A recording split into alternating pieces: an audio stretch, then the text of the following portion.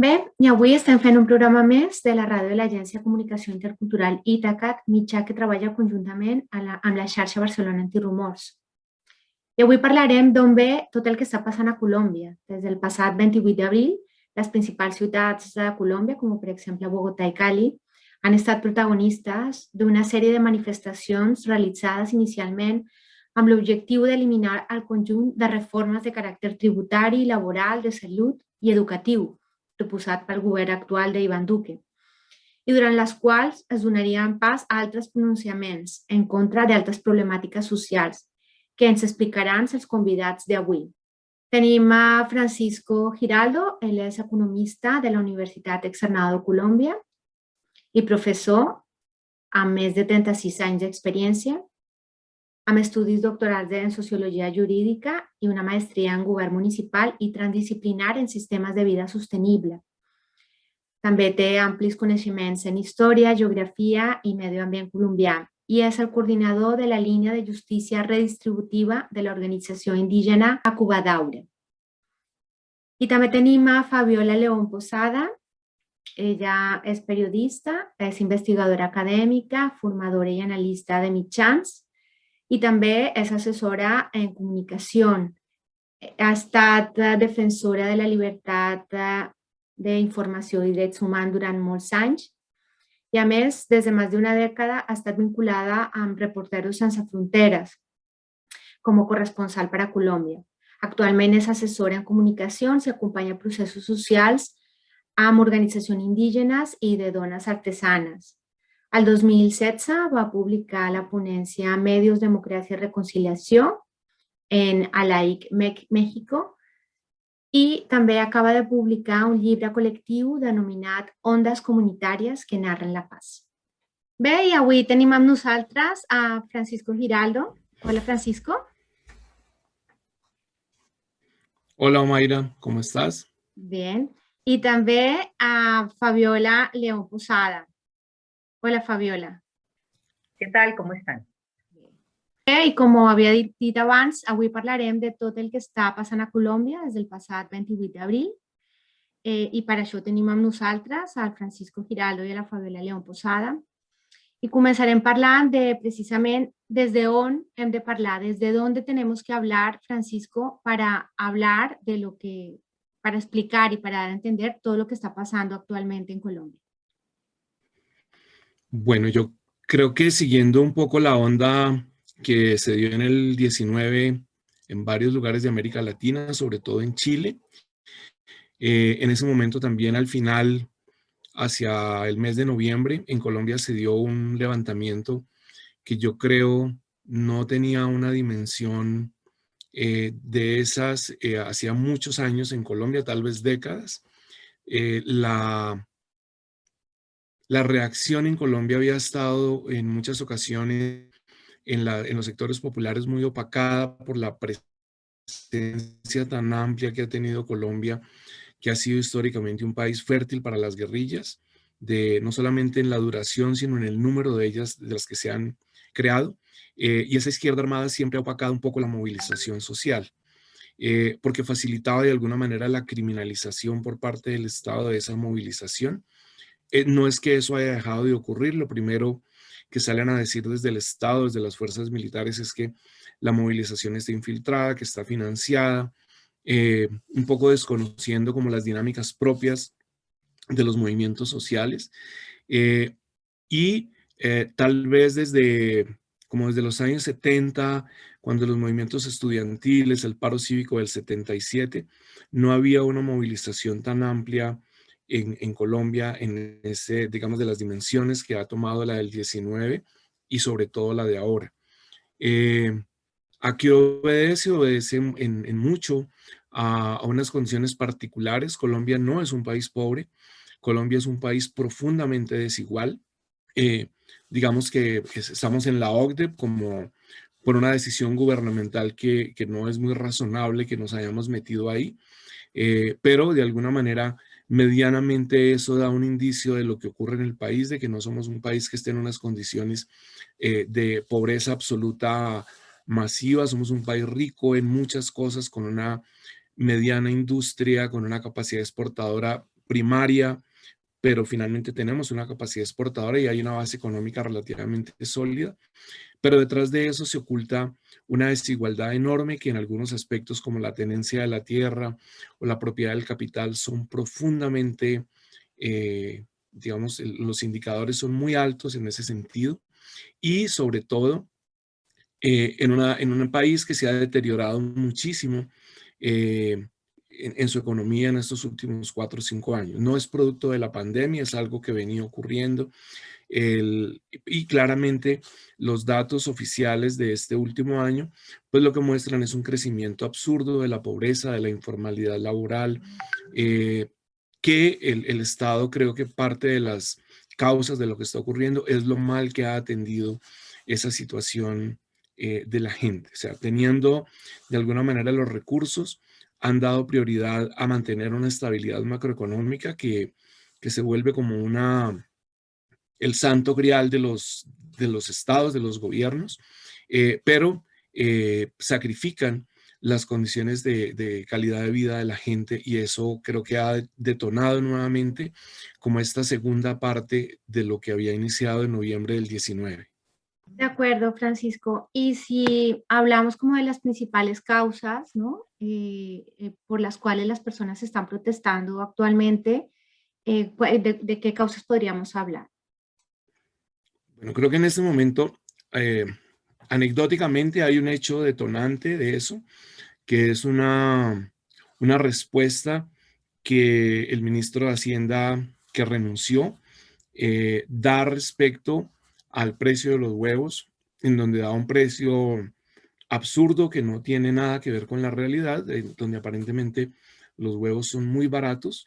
Eso genera una reacción muy fuerte en la gente, pero creo que el problema no es ese, el problema ni siquiera es la reforma tributaria, el problema es, ese fue como el detonante final de una serie de condiciones que venían de tiempo atrás, unas de este gobierno y otras de vieja data, pero particularmente las de este gobierno creo que tienen que ver con una pésima atención de los problemas sociales que se presentaron con la pandemia, de eh, darle prioridad a los intereses del empresariado en esas decisiones de la política, o sea, entre no cuidar a la gente, entre darle prioridad a abrir las ciudades, pero no generar las condiciones que permitieran como prever la propagación. Estamos en medio del pico más crítico de la pandemia en este momento. Situaciones, digamos, de incumplimiento de los procesos de paz que para algunos sectores sociales son muy importantes.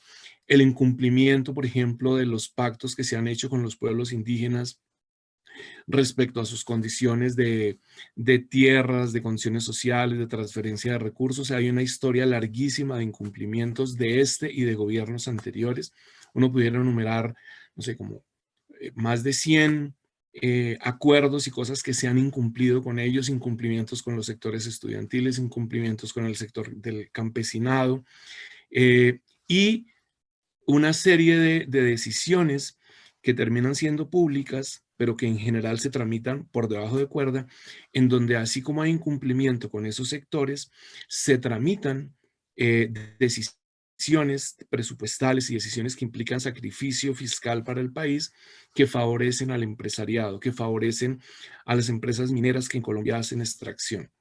Entonces, no hay dinero para programas sociales, pero sí hay dinero para sacrificar en exenciones tributarias, en subsidios al capital o a las grandes empresas. Creo que ese es un resumen breve como de cosas que ocurren en el país y que de alguna manera han generado una acumulación de tensiones muy fuertes en contra, más que del gobierno, porque no es una cosa en este momento contra el gobierno puntualmente, sino es contra el modelo específicamente.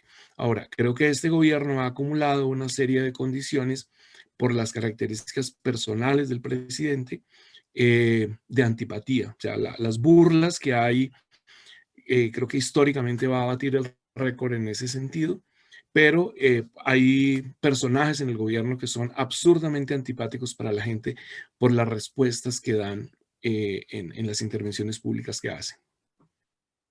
Yo quisiera complementar un poquito la opinión de Pacho hablando sobre lo que tiene que ver con el proceso de paz. O sea, si bien obviamente mientras estamos en el conflicto armado y Colombia es presentada como la nación con las guerrillas más antiguas de Latinoamérica, eh, claro, se dio la posibilidad de la negociación con las FARC, se da la esperanza y la ilusión de que muchas cosas pueden mejorar.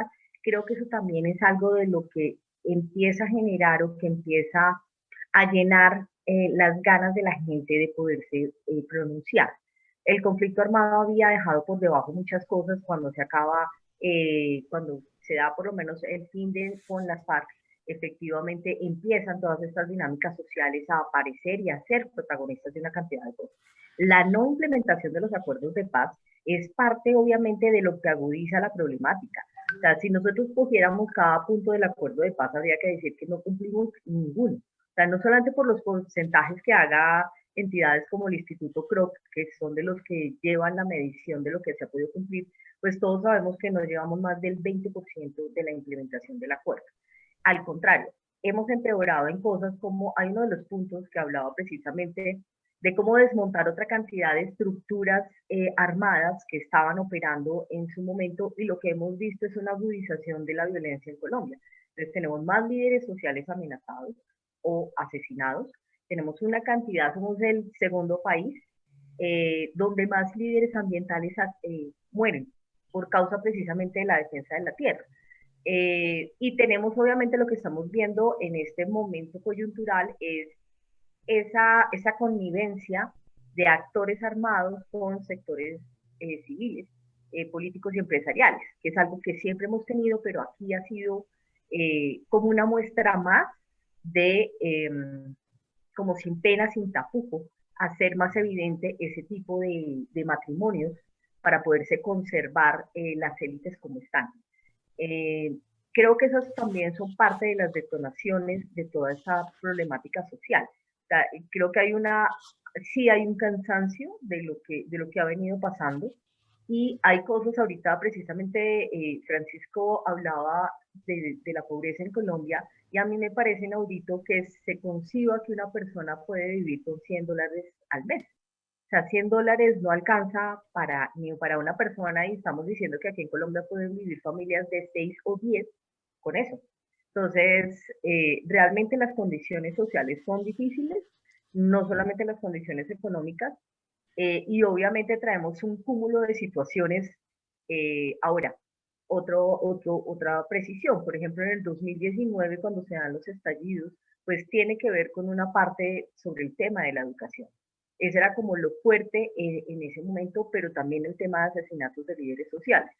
Y en este momento lo que vemos es que ya es educación, es salud, es todas las otras componentes sociales lo que entran a aparecer en las calles. Creo que hay una cosa ahí, es que, digamos, quienes denigran del proceso de paz, que tiene todos los problemas que quieras, que creo que fue un proceso de paz donde hubo de alguna manera un cálculo de parte de los negociadores del Estado de casi que el acuerdo de paz es una constituyente que implica unos cambios profundos en el país que difícilmente se puedan llegar a cumplir, pero los negociadores del gobierno, con tal de que las FARC firmaran, dejaron que el acuerdo llegara hasta ese punto, creo que en la clara mala intención, a sabiendas de que eso no se iba a implementar nunca. En ese punto creo que estamos. Sin embargo, hay cosas que se podrían hacer y tampoco se hacen, cosas sencillas como garantizar la vida de los excombatientes, o hay una serie de cosas simples ahí. Pero hay algo que esos críticos, que básicamente son del partido de gobierno, nunca mencionan, y es que ese recrudecimiento de las estructuras armadas ilegales, no guerrillas ahora, de las que estaba hablando Fabiola, tienen su origen en el aún más pésimo acuerdo que se hizo en Ralito durante el gobierno de Uribe. Y es que ahí se permitió la pervivencia de un montón de grupos que han evolucionado de paramilitarismo a ser simplemente grupos de narcotraficantes en este momento. Pues se pueden hablar de 4 o 5, los miembros de las fuerzas militares les dan diferentes nombres, pero que todos tienen su origen en esa negociación que se hizo en ese momento y que se negoció mal negociada, es así aún peor, y que además ha habido un acercamiento de los carteles mexicanos, entonces estamos viviendo un fortalecimiento enorme en ese vínculo que se ha dado entre el narcotráfico mexicano y los grupos colombianos, en donde digamos, por el lado han entrado las disidencias y el ELN, que finalmente ha como dado su brazo a torcer y ha terminado con los daños, vinculado al narcotráfico, cosa que ellos durante mucho tiempo se negaron a hacer. Y ahora, hay una cosa que ha ocurrido coyunturalmente hace 2 días, y es que de un momento a otro el gobierno ha decidido tenderle la mano al ELN y decir que están dispuestos a negociar, después de que lo primero que hicieron cuando se posesionó el gobierno de Duque fue desconocer la condición de negociadores que tenían los que estaban en La Habana iniciando diálogos, expedir unas órdenes de captura para cerrar cualquier diálogo. Simplemente como respuesta de patadas de ahogado en la coyuntura, han decidido que si el ELN quiere hablar, tiene la palabra, entonces ya la responsabilidad es del ELN, que si quieren hablar, el gobierno está dispuesto a hablar con ellos de un momento a otro. O han tomado una decisión claramente populista, que además tiene oculto una cantidad de falsedades, y es ofrecerle a los estudiantes de las universidades públicas que el próximo semestre la matrícula va a ser gratis y que medianamente se pueden comprometer a tratar de volver eso una política de Estado para que en adelante sea así para los estratos socioeconómicos 1, 2 y 3. Entonces, de un momento a otro hay generosidad en negociar la paz con el ELN, hay generosidad con los estudiantes, pero eso lo muestran como la buena voluntad del gobierno y es simplemente una respuesta a la situación de arrinconamiento político que tienen en este momento. Se quedaron solos aún dentro de la misma clase política. Y bueno, estas mentiras que tú dices, Francisco, que se están diciendo, también podrían obedecer como a las noticias que nos llegan a los colombianos que estamos en el exterior, porque también hay que reconocer, o sea, también ha habido como un flujo de información bastante contenido, ¿no? Y la información de lo que ha estado pasando en Colombia durante estos últimos 14 días nos han llegado a través de imágenes de móviles, ¿no? De las personas que están ahí manifestándose, y que 5 días después de que comienza el paro dicen que, bueno, que el supuesto objetivo, que era que cayera la reforma tributaria, el gobierno pacta y dice que sí, pero realmente ¿qué hay detrás, ¿no? de esta promesa? ¿Por qué continúa el paro, ¿no? Digamos, estas son las preguntas que nos hacemos las personas que no estamos allí y que no podemos tampoco recibir una información, ¿no? Que es la segunda parte de esta entrevista, la que también uno de los objetivos es que Fabiola, que es periodista y que está como enfrente de esto, también nos pueda ayudar con esto. Bueno, creo que la presión internacional ha sido muy fuerte. Afortunadamente estamos en la era digital en donde la información fluye y las censuras de prensa de otras épocas ya son prácticamente imposibles. En eso creo que Fabiola pues podrá contarnos más cifras y los hechos concretos que han ocurrido alrededor de eso, pero es indudable que la presión al gobierno desde afuera ha sido enorme. Por ejemplo, el vocero de los Estados Unidos, de la Casa Blanca, se manifestó en contra de lo que estaba pasando respecto al tema de las violaciones de derechos humanos por parte del SMAT. No es sorprendente el silencio de Almagro, que se manifiesta permanentemente contra Venezuela, pero cuando eso ocurre acá, no se manifiesta.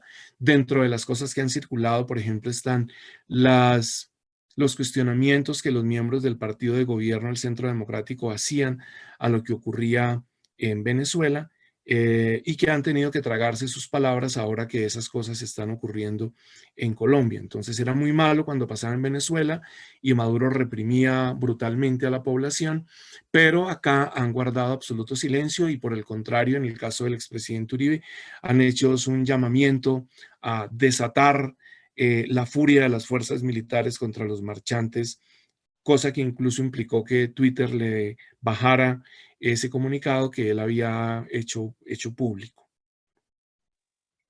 Varias cosas ahí, Omaira, sobre cómo se está vendiendo como lo que pasa acá. Por un lado, pues creo que obviamente al gobierno le interesa reducir las problemáticas, o sea, decir que efectivamente es como si el problema fuera solamente la reforma. En muchos titulares en su momento era un paro por la reforma tributaria, se acabó la reforma, ¿para qué molestan más? ¿Sí? Y obviamente esa era como la idea, mostrar que era una cosa pequeña y que no había razón a todo lo que estaba pasando. Pero varios de los líderes sociales en Colombia pues han hecho expreso que ni siquiera están haciendo una movilización por temas reivindicativos, es decir, como solamente para su grupo, sino que están hablando aquí de cosas estructurales y de cambios estructurales que necesita el país. Eso lo está planteando, por ejemplo, los indígenas, que es un movimiento fuerte y que ha sido de los que recientemente ha sonado de pronto más a través de redes sociales y de algunos medios. Ellos son precisamente de los que más han estado insistiendo en la necesidad de la implementación del acuerdo de paz, porque ahí tiene que ver el tema de la tierra, por ejemplo. O sea, ¿qué hacemos con la concentración tan grande que hay de tierra en este país y que no le da la posibilidad, no solamente a los indígenas, a ningún otro colombiano le da esa posibilidad? O sea, las peleas aquí, digamos que no son efectivamente por sectores, sino que tiene que ver o beneficiarían realmente a la mayoría de los colombianos, no solamente a un grupo en específico. Seguramente habrán algunos acuerdos que se hagan, no sé, con el sector camionero o con el sector de los taxistas o de pronto con los paperos o los campesinos. Habrán cosas y luchas o demandas que se tienen efectivamente, pues que están más dirigidas, pero en realidad si miramos el tema estructural, pues vamos a beneficiarnos todos en términos de cuál es la nueva distribución que deberíamos hacer de la tierra, de la riqueza, qué garantías tenemos efectivamente de participación, que eso es parte de lo que a mí me inquieta, por ejemplo, en este momento en Colombia, si me dicen quién es el líder y el vocero que debería estar sentado con el gobierno, pues no existe uno. O sea, realmente no hay una persona en Colombia que logre recoger como todo este malestar, sino lo que hay son muchas voces. Si uno dice sindicatos, los sindicatos son apenas una parte. Entonces, cuando hablan del comité de paro, del Comité Nacional de Paro o los sectores que ha llamado hasta el momento Iván Duque, pues no recogen lo que está pasando en la calle realmente. Los estudiantes, por ejemplo, no son un grupo o una organización, hay varios líderes estudiantiles que llevan la voz. El sector salud ha venido también como trabajando en algunas voces. Incluso los mismos indígenas con la cantidad de organizaciones que tienen, no es solamente ni el CRIC, que es como el más reconocido, ni necesariamente es la UNIC. O sea, lo que hay es una multiplicidad de organizaciones. Entonces, en este momento la pelea se está como en, necesitamos que algo pase en este país que permita otro momento para Colombia. Se pensó que era la paz, no fue. Pues la paz con las FARC, no fue en ese momento. Aquí se están peleando por eso otro tipo de situaciones. ¿Qué se trata? O sea, parte de los problemas que tenemos es que estas alianzas de las que yo hablaba antes, así como hay unas alianzas de los grupos armados con los empresarios y con los políticos, pues eso se ve efectivamente en los medios de comunicación y en lo que están tratando de decir el gobierno y algunos sectores hacia el mundo a nivel internacional. Esas alianzas donde ellos quieren que el statu quo continúe, que no se mueva nada. Para mí un ejemplo muy claro es lo que pasó en Cali con la minga indígena. O sea, efectivamente, cómo aflora el racismo colombiano en esos momentos, cómo se ve la diferencia entre la élite, cómo desprecia la élite efectivamente otro tipo de... mi análisis es que, por ejemplo, no iban a permitir que siguieran apareciendo los indígenas como los héroes. No sé qué tanto veían ustedes allá, pero pues veníamos como de una semana en la que aparecían los indígenas en portadas del Espectador diciendo los héroes de Colombia, más o menos. Y la palabra héroes aquí era como tan exclusiva de los policías y de los militares y que fue acuñada por Uribe en su estrategia mediática, que era imposible pensar que otro sector pudiera llamarse héroe. Eso no le iban a permitir las élites colombianas. Entonces, toda la campaña de desprestigio que están haciendo en este momento contra el movimiento indígena tiene que ver con no permitir que efectivamente las élites sean movidas y que exista la posibilidad de otros que estén en el poder, otros que lleguen a liderar. Eso no lo quieren permitir. Recientemente El Espectador sacó una columna donde menciona precisamente estas connivencias. Sectores de los medios de comunicación, bien puede decir efectivamente los dueños de Caracol, que es un tema exclusivo de la directora de noticias de esa ciudad, pero pues es una muestra de muchas que pueden haber, efectivamente, donde el medio de comunicación se une con los políticos, se une con el empresariado y orquestan y plantean que efectivamente hay que bajarle la temperatura a esto y esto significa hablar de una manera diferente. O, por ejemplo, están las críticas que ha hecho el gobierno acerca de la información que están dando los medios internacionales acerca de lo que pasa en Colombia.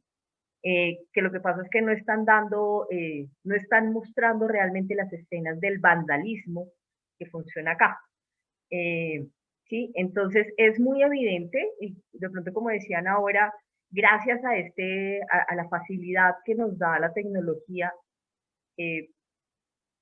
pues hemos logrado ver como todas estas situaciones que están pasando, los videos que hace la gente han servido para mostrar efectivamente las mentiras y lo que hay detrás. Se ha logrado ver quiénes son los que están armados, se ha logrado ver quién es el que dispara, se ha logrado ver quién está unido con quién, cómo hacen estas mentiras y estas trampas con la Policía Nacional. Yo creo que las cosas más impactantes también en esta época ha sido la imagen de las fuerzas, de la fuerza pública y en específico lo que es la Policía Nacional en Colombia. No es nuevo, porque de pronto para la gente que no conoce, la policía siempre estuvo vinculada con el paramilitarismo a lo largo del país y fue cómplice de muchas de las masacres paramilitares en el país en épocas pasadas. Pero hoy día es protagonista, se quitó la máscara, ya no tiene que hacerlo con los paramilitares, o lo puede hacer combinado, y está mostrándolo básicamente en las calles de frente y sin ningún tapujo. Entonces hay una manipulación de información, hay todos los intereses para mostrar que aquí no pasa nada. Incluso hay unas campañas que hicieron recientemente los medios tratando de mostrar que todo estaba, que nos uniéramos a la paz, o sea, en este momento hablar como de simplemente todos juntos y no tiene sentido si no abordamos las problemáticas estructurales. Bueno, continuamos. Una cosa sobre la que no hemos hablado, Francisco, es sobre esta nueva forma de participación que hay, ¿no? Bueno, creo que el movimiento indígena del Cauca, sobre todo, es un movimiento indígena viejo, y en Colombia hay una tradición larga que de alguna manera es un poco conocida, digamos, desde los años 20, Quintín Lame fue protagonista junto con los indígenas del sur del Tolima y del Cauca de unas movilizaciones indígenas muy fuertes, muy golpeados históricamente por el Estado, e inclusive muy golpeados también por las guerrillas. En Colombia existió en los años 80 una guerrilla indígena, el Quintín Lame, que de alguna manera se organiza en buena parte para defenderse de las agresiones que sufrían de las guerrillas, sobre todo de las FARC, en la región del Cauca. Y después ellos mismos deciden, digamos, desmovilizarse, que es una historia de una guerrilla por allá perdida, de esas numerosas que han existido en Colombia. Pero no sé, de unos 10 años o un poco más tal vez, el movimiento del Cauca ha tomado una fuerza grande, reivindicando tierra, reivindicando pactos con el gobierno sobre el problema de la asignación de recursos para los pueblos indígenas en Colombia. Y ahora hay una coyuntura muy particular. Es que hace 2 semanas, un poquito antes de empezar el proceso de ahora fue asesinada la gobernadora Sandra Peña en un sicariada en el Cauca, y básicamente su bandera había sido combatir los cultivos ilícitos que se dan dentro de los territorios indígenas en el Cauca. Pero parte de lo que decía Fabiola ahora de la manipulación de los medios, digamos, a desprestigiar a la minga indígena, es señalar a los indígenas como narcotraficantes, como causantes de los cultivos ilícitos en esa zona. Entonces, son víctimas de los narcotraficantes. En parte las disidencias de las FARC tienen que ver con eso, porque están en contra de la presencia de esos cultivos en su territorio, porque el Estado no garantiza que esos cultivos sean erradicados, donde todo el mundo sabe dónde están, porque no son cultivos, digamos, difíciles de ubicar, porque son cultivos de marihuana que de noche tienen luces encendidas que fácilmente permiten identificarlos, pero sobre todo es el hecho de que esos productos ilícitos que salen de ahí, que unos son distribuidos dentro del país, pero la gran mayoría salen hacia el exterior, cuando salen de los territorios indígenas hacen un recorrido largo hacia la costa pacífica, y son exportados desde la costa pacífica, pero ahí nadie se cuestiona si hay complicidades o si hay algún tipo de negligencia de parte de la fuerza pública para controlar que ese tráfico se produzca.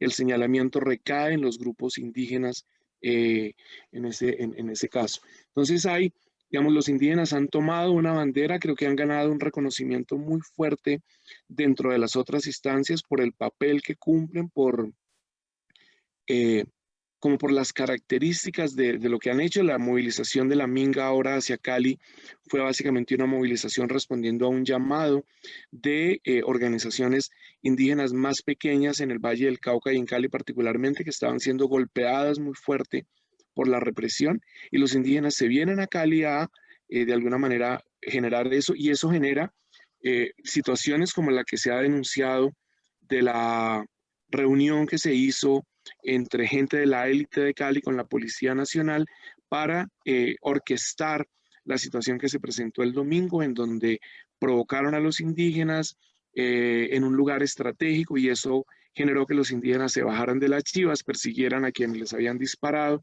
y aparecieron los indígenas como vandalizando y entrándose a los conjuntos en donde se habían escondido las personas que les habían disparado.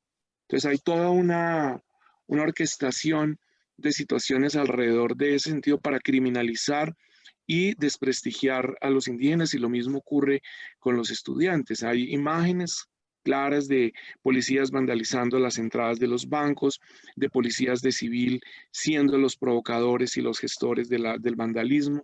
Entonces, todos esos movimientos, digamos, están, los estudiantes desde la MANE de hace como 4 años han venido fortaleciéndose como movimiento, los indígenas, los campesinos, a pesar de que tienen ahí unos liderazgos que son complicados a veces de entender, porque no es lo mismo el pequeño campesino papero de Boyacá que el campesino grande, rico de otras zonas, y que a veces tienen intereses comunes, pero también a veces tienen intereses que son contradictorios a ellos. Los camioneros, por ejemplo, son un sector fuerte que se ha organizado, pero son sectores que a veces fácilmente tienen el problema de que negocian y se echan para atrás en las negociaciones con el Estado. Los volqueteros de Bogotá participaron de los primeros días de la movilización, pero rápidamente la alcaldía se sentó con ellos, negociaron y ellos se salieron de la movilización. Entonces, es gente que reivindica mucho como cosas puntuales y sus intereses particulares, pero hay otros como los estudiantes, los campesinos, los indígenas, que reivindican transformaciones mucho más amplias que no están relacionadas particularmente con sus intereses, sino con el interés nacional, y eso hace que sean como la vanguardia de todo este movimiento. No sé, Fabiola, si hay algo más que quieras agregar o pasamos a hablar sobre la última publicación colectiva en la que has participado, que se llama Ondas Comunitarias que narran la paz, en el que habla sobre, por ejemplo, el rol de la radio comunitaria en el proceso de paz de Colombia.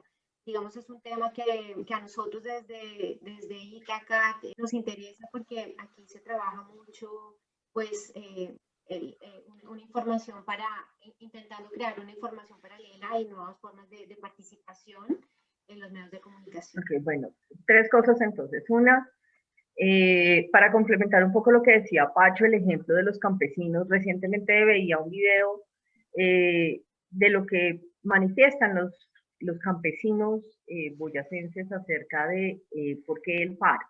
Y ellos hablaban precisamente de las medidas que ha tomado el sistema económico, como los tratados de libre comercio. Eso ha ocurrido en Colombia desde los años 90 en adelante, pero cada vez más ellos se dan cuenta cómo los viene afectando ese tipo de medidas económicas que se han tomado en el país. Entonces, si hay un problema, o sea, para la gente es claro, a pesar de que no todo el mundo tenga una formación política en Colombia, para la gente es claro que aquí el problema es muy grande, va muy de fondo y tiene que ver con decisiones como esta.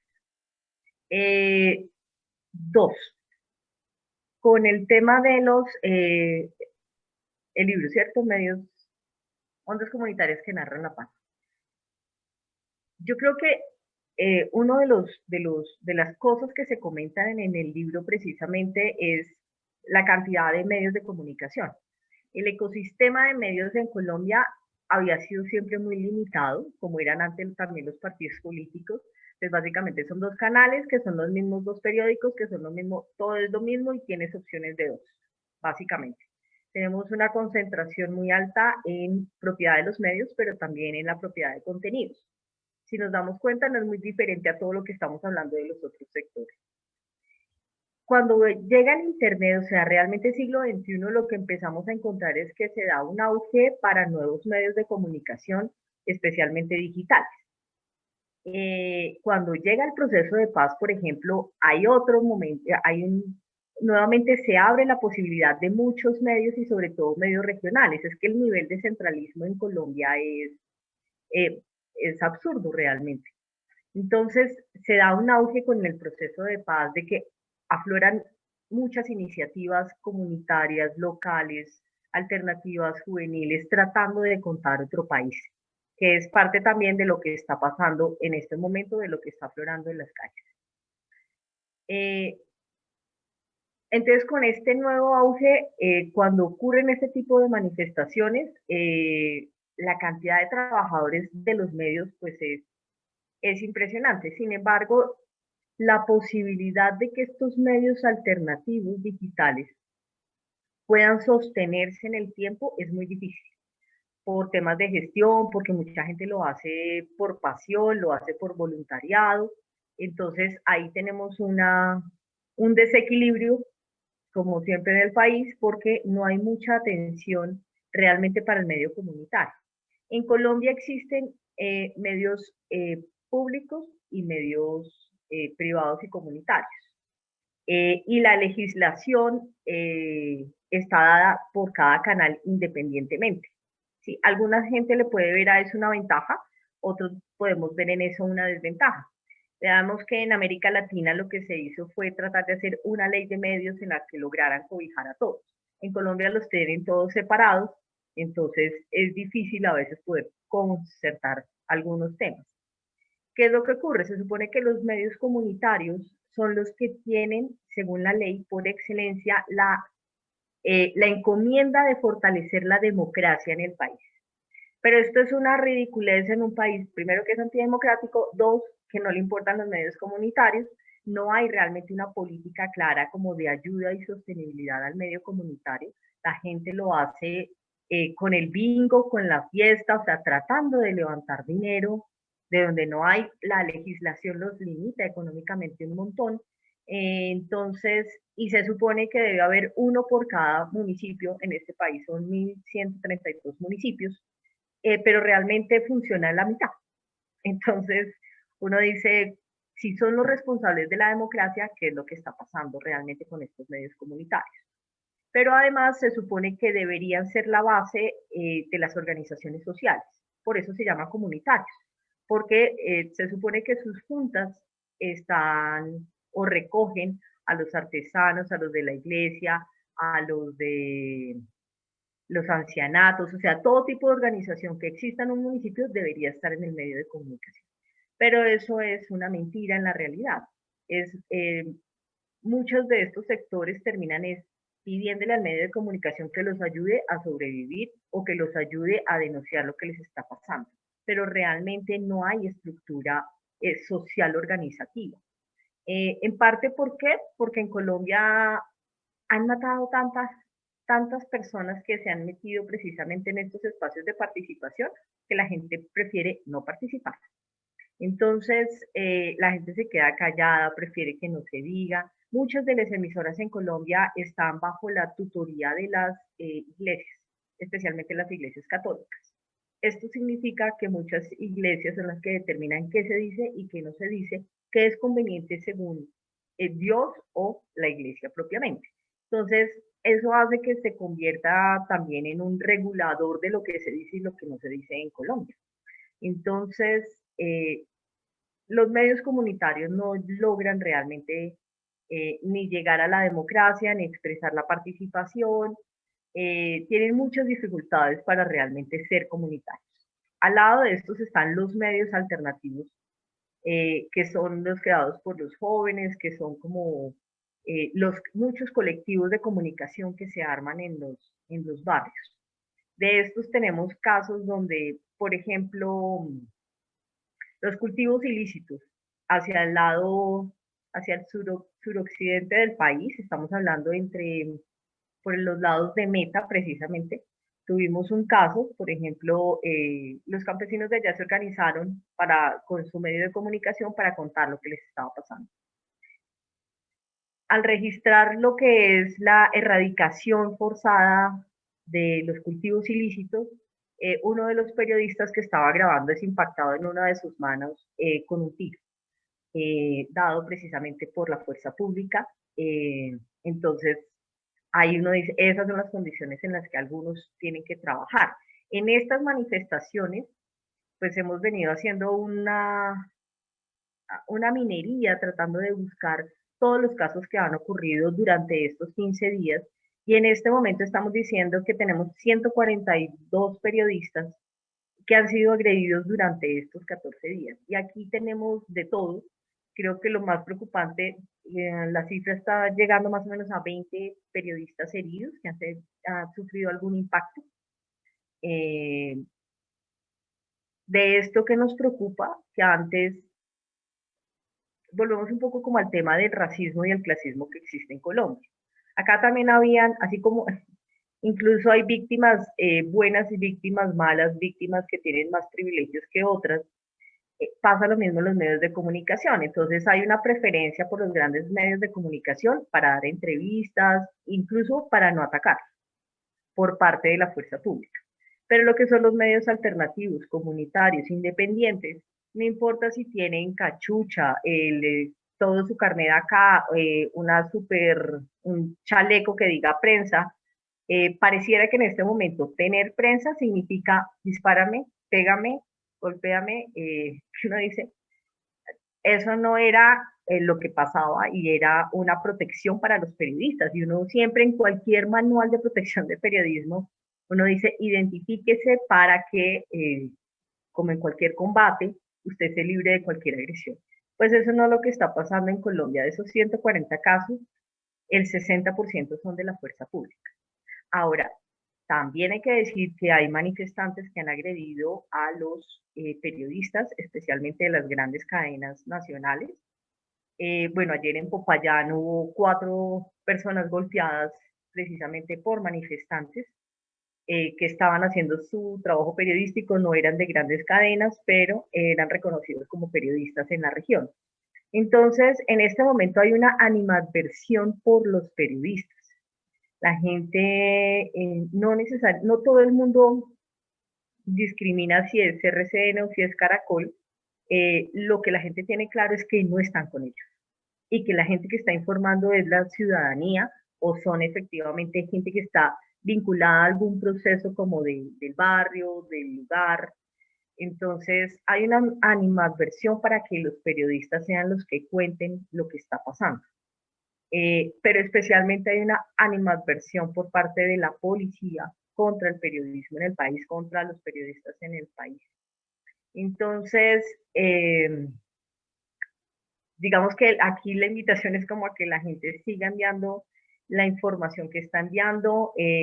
La gente creo que le ha tocado, a medida que avanzan las confrontaciones, ha venido perfeccionando la manera como están enviando la información. Todos saben en este momento que es clave dar la fecha, el lugar, la hora y tratar de ubicar quién es quién en lo que se está grabando.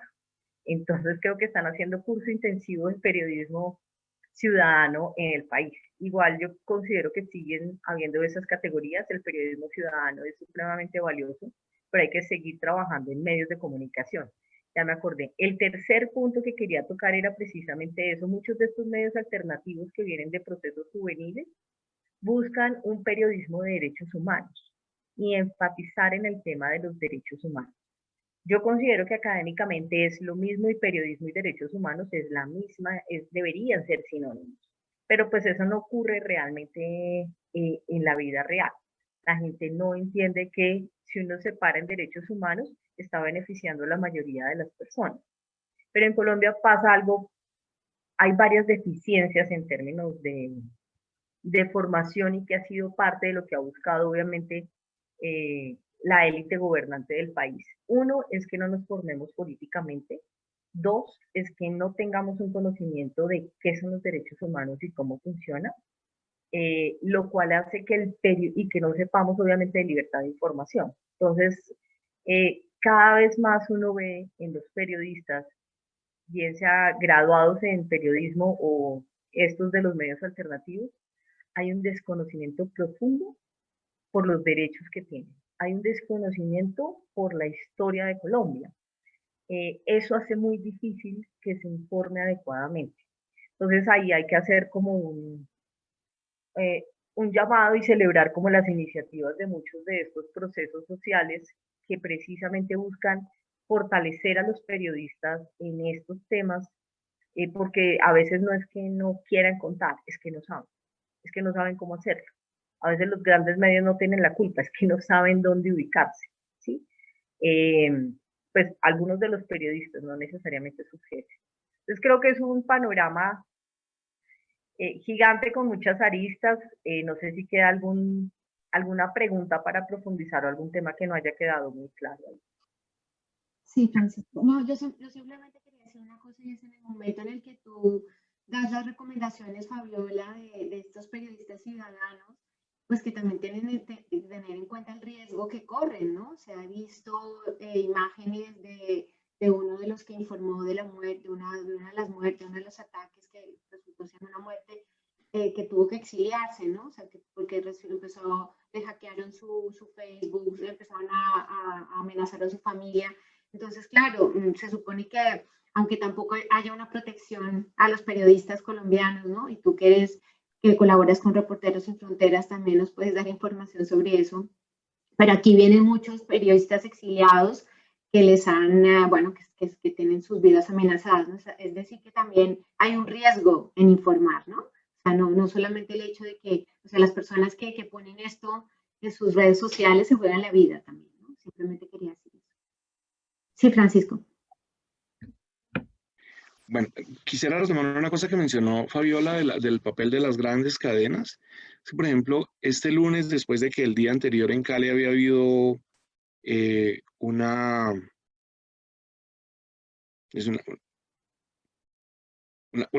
reacción desmedida de parte de la fuerza pública y de parte de ciudadanos armados junto a la fuerza pública, que es una cosa que está por investigarse, cuál fue el papel que la policía cumplió y quiénes eran esas personas. El lunes, Caracol dedicó el noticiero del mediodía a hacer como una apología del Valle del Cauca. Entonces uno no sabía si estaba viendo un noticiero o si estaba viendo un programa de estos de promoción turística para una región, sin ningún indicador social, sin ningún tipo de mención a lo que estaba ocurriendo. No es el empresariado vallecaucano como es de pujante, como es de reconocido, bueno, todo eso, pero nadie en ningún momento el noticiero hizo una mención ni a lo que estaba pasando, ni a la situación social que se vive en Cali, que como un dato curioso, es la segunda ciudad en América Latina con población afro después de Salvador de Bahía.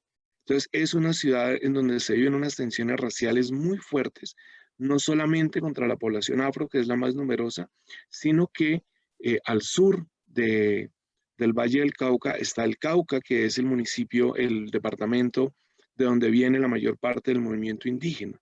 Y parte de lo que cuestionaban los blancos de camisa blanca, de sombrero blanco, que que se abrogaron el derecho de defender Cali era que los indígenas no tenían por qué estar en Cali. En Cali hay 20.000 indígenas, ¿sí? Que es un dato ahí, y pues simplemente, ¿qué vinieron a hacer los indígenas del Cauca? A defender a esos 20.000 indígenas y a defender a los estudiantes y a la gente de los barrios de Siloé, de Agua Blanca, que estaban siendo masacrados por la fuerza pública y por ciudadanos de bien de la ciudad de Cali. Gracias, Francisco. No, simplemente lo último que yo quería preguntar es de qué forma se puede incidir, ¿no? Tanto políticamente como a nivel de medios de comunicación desde el exterior.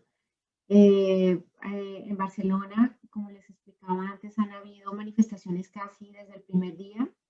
El domingo se reunieron más de 1.500 colombianos que marcharon desde Plaza Cataluña hasta el Arco del Triunfo. Y realmente pues ha sido, continuamente ha habido como esa transmisión, ¿no? De noticias, de cosas que nos han estado llegando, y por eso es tan necesaria como esta conversación con ustedes dos, para saber más allá de lo que nos llega, qué es lo que hay, ¿no? Así que, ¿de qué forma se puede apoyar desde fuera todo lo que está pasando?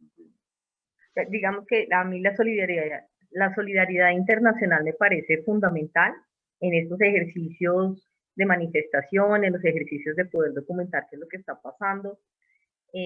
Creo que hay que insistir con el tema de cartas. Creo que no sé cuántas cartas le han enviado al presidente Duque durante todo este 15 días. Creo que todos los organismos internacionales y embajadas han hablado con el gobierno para que mire realmente lo que está pasando acá. Pero tengo que decir que yo me siento muy desesperanzada en eso, porque creo que este gobierno no ha mostrado la mínima voluntad de modificar nada, de arreglar nada. Me siento efectivamente como en las dinámicas de dictadura, y en esto creo que por eso lo más válido es como insistir desde la comunidad internacional para que esto no se convierta en la situación que vamos a normalizar durante los próximos meses, durante todo el año, durante no sé si años. Como que no se nos vuelva paisaje, que no pensemos que esto va a ser siempre, entonces no nos conformemos porque estemos aquí en Colombia o porque estemos en otro país, no nos conformemos con las cosas como están. Todos sabemos que Colombia tiene que cambiar en algún momento y que debe mejorar la situación, entonces evitemos conformarnos a pesar de la desesperanza que se pueda tener. Bueno, yo creo que durante mucho tiempo la tríada de la democracia en América Latina era en México, Venezuela y Colombia. Venezuela ya sabemos qué pasó, México sabemos qué está pasando paulatinamente, cómo se fue desvirtuando, y a pesar de que siguen eligiendo presidentes, es claro lo que está ocurriendo. Y en Colombia estamos viviendo lo que los demás países de América Latina vivieron durante los años 70 y 80 bajo las dictaduras. Hay una cosa que ha cambiado, y es que la actitud internacional frente a estas cosas es totalmente diferente. Si hubo silencio frente a Pinochet o Videla o Galtieri, ahora no hay silencio. Y creo que la presión es fundamental, la presión desde afuera, porque el gobierno, aquí inclusive en algún momento se ha hablado de que no se renueve el mandato de Naciones Unidas, porque consideran que Naciones Unidas se mete demasiado en los temas de la paz, que cuestiona demasiado al gobierno. Ahora lo acaban de renovar, pero recién inició este gobierno, en algún momento hubo el run de que desde el partido de gobierno, de por qué no sacaban a Naciones Unidas de acá. Creo que esas cosas son fundamentales que se sepan para que la gente se haga una idea de las dimensiones de la política que maneja este partido y de las cosas como las piensa, o sea, de la soberbia de esa versión que hay ahora. Aquí está de moda en estos días unas conferencias de Alex López, un chileno que pertenece a un partido neonazi en Chile, y que es el cuento este de la revolución molecular, y eso es lo que se ha promovido entre las fuerzas militares y entre otros, Y creo que eso hay que mirarlo, ¿no? Porque es, bueno, el fascismo es algo que en principio está condenado en todas partes, pero aquí ahora tenemos simpatizantes moderados o no, pero simpatizantes de esa ideología. Entonces, creo que hacer esas cosas públicas creo que es fundamental. Pues muchísimas gracias, Francisco y Fabiola, por el análisis muy definido, pero también completo y claro que han hecho, que era muy necesario. Y pues nada, ya saben que aquí tienen un espacio que también pueden seguir utilizando para explicarnos con tanta claridad como lo han hecho hoy. Bueno, muchas gracias. Un saludo a toda la audiencia de Ítaca. Y gracias, Omaira, por habernos invitado. No, gracias. Omaira, muchísimas gracias. Muchísimas gracias a usted.